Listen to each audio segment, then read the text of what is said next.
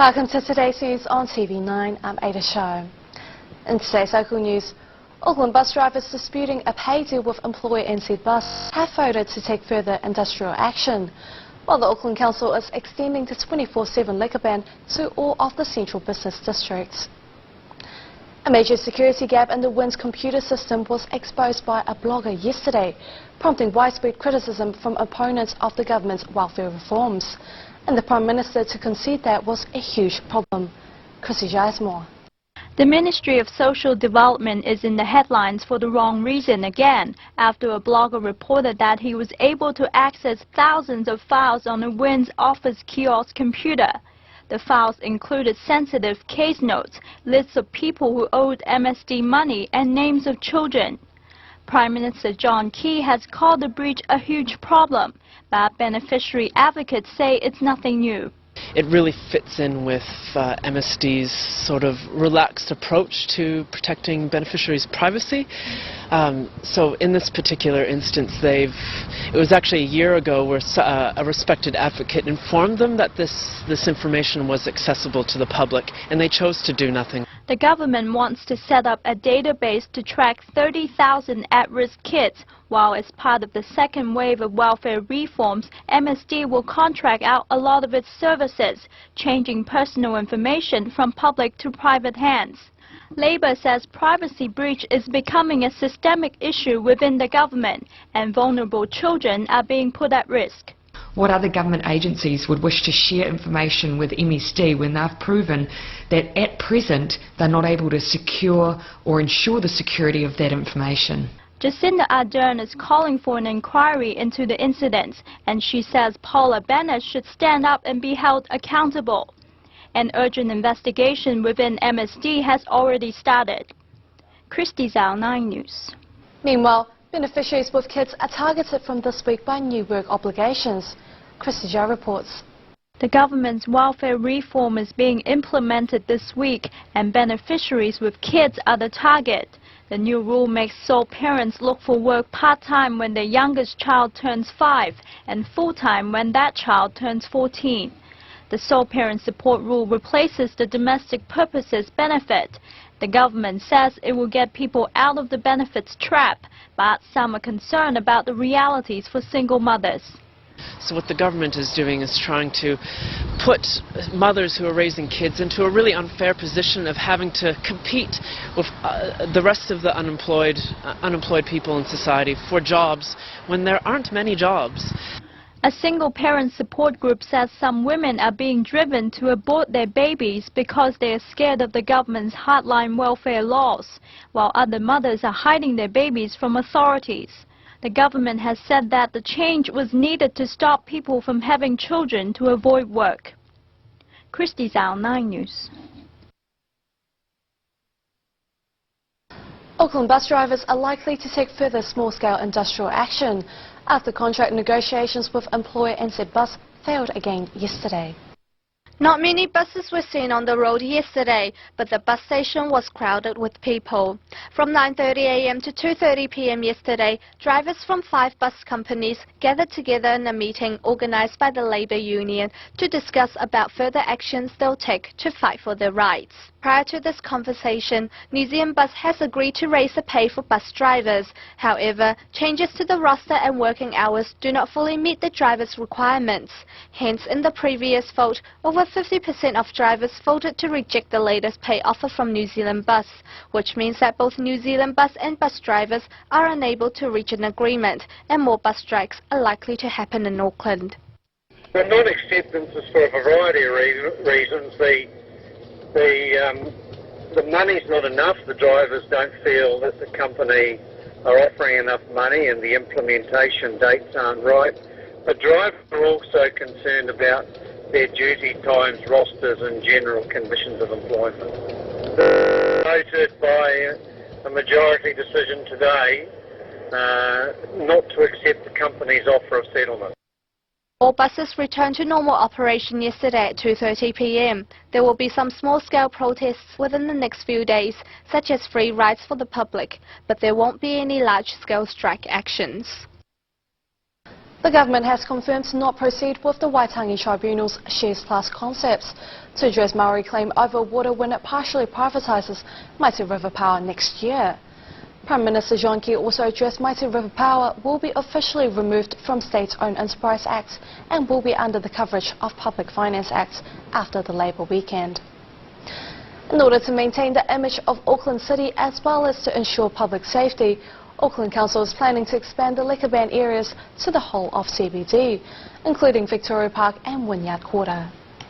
Whether it's a light drink in the afternoon or drinking at the bar at night, drinking is a part of the Kiwi culture. However, many problems have been sparked by excessive drinkers, which is forcing the government to extend the ban on liquor to the entire CBD. The proposal is to prohibit the use of alcohol 24/7 in parks, streets, cars and other public spaces within the limited area. Even drinking in your own car will become illegal. The government is currently considering to extend the liquor ban area to the whole city central. The part shaded in yellow is the area that is currently banned from liquor, and the part shaded in pink is the area where the ban will extend to. Police said that the proposal could reduce the number of crimes related to violence in the downtown area. The last time that the ban was extended was in 2004, and since then, the cemetery and Victoria Park have become popular drinking areas for drinkers and homeless people who are barred from spots nearer to the city centre. Hence, the government is wanting to extend the ban as soon as possible. Moving to a big city doesn't necessarily get you an ideal job. Latest finding indicates small towns could have better opportunities. Brenda Lee has more. Who says moving to a big city will guarantee you an ideal dream job? Job seekers should never ignore rural areas when they come to job hunting. Smaller regions sometimes could have better opportunities and potentials. The first is in the area of engineering. I mean, that's quite clearly one of the big shortages we have in New Zealand.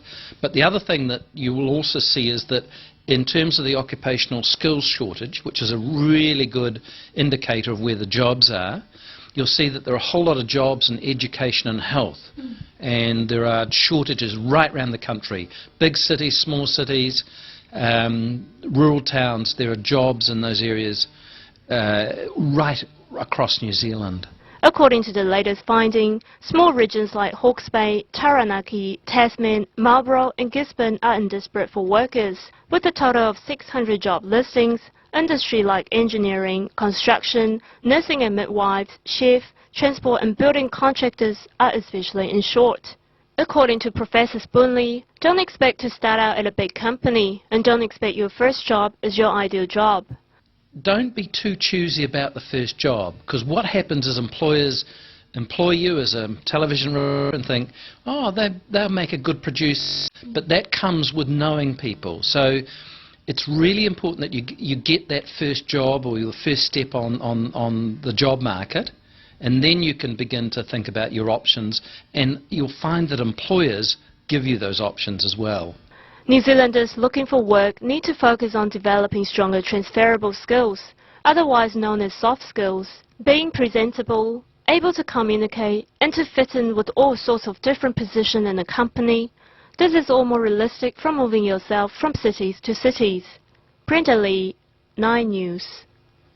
2 mongrel mob members have been jailed to a combined of 21 years in prison for pack rape last month in the Napier District Court. Adam Joseph Karetu, 24, and Jean Skipper, 39, were found guilty with charges that include rape, unlawful sexual connection and indecent assaults.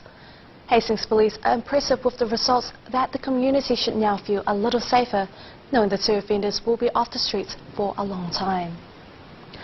Green MP Kevin Hague is having his own bill to bring border reforms to the country's adoption laws. Chrissy Joe reports.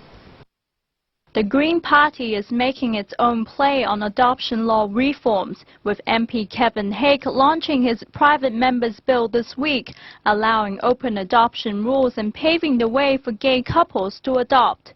Hague's bill followed recommendations from a 2000 Law Commission report. The national government is shying away because of the gay issue, but Hague says the current law, which dates back to 1955, is obsolete.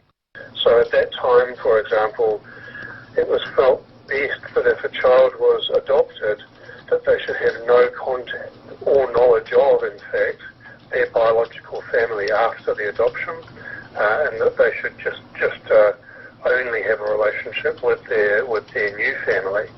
In fact, it's been proven over the years that that's a very bad way of carrying out adoptions in most cases. But the law only provides for that. Labour MP Jacinda Ardern also has her version of an adoption reform bill. But Haigh says Ardern's bill requires a lengthy Law Commission rewrite process, and even though both share the same goal, he won't be working with her. Now, the point that I have been making is that if that process is followed, if everything goes right, in 2 or 3 years' time, that will result with a bill to overhaul adoption law, which is the point that we have already reached with our bill. So we're already 2 or 3 years ahead of where Jacinda's bill would get to. Haigh says he's comfortable with his bill sitting in the ballot for a while, as he expects cross-party support when it gets drawn or picked up. The government has made it clear that adoption reform is not a legislative priority this term. Christy Zhao, 9 News. Breast cancer is a malignant tumour ranked the highest in incidence among women. It threatens the life of 7 persons every day on average in New Zealand. Helena is 34 and lives in a beautiful, spacious house with her husband and her lovely 12-year-old daughter. She's an optimistic and energetic woman, and she would have never expected to be diagnosed with breast cancer not long after her 31st birthday.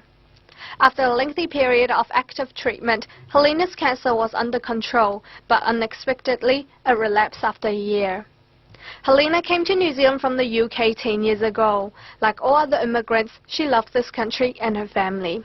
Although it's her final stage of cancer, she still keeps her faith. October marks the National Breast Cancer Awareness Month.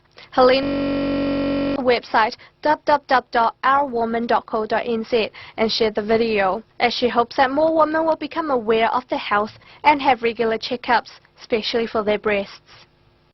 Now we have a TV9 host from Asia Focus, Julie Nixon, to comment on gay adoptions a step too far.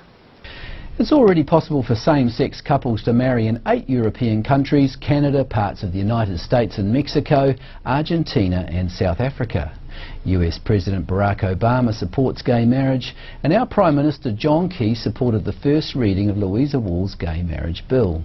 The Marriage Definition of Marriage Amendment Bill looks like it'll have the numbers in Parliament, although a large number of submissions oppose the proposed legislation.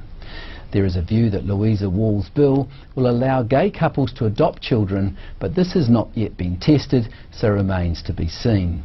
Now Green MP Kevin Haigh is hoping his new member's bill to reform adoption and surrogacy law will be drawn out of the ballot to make it into Parliament.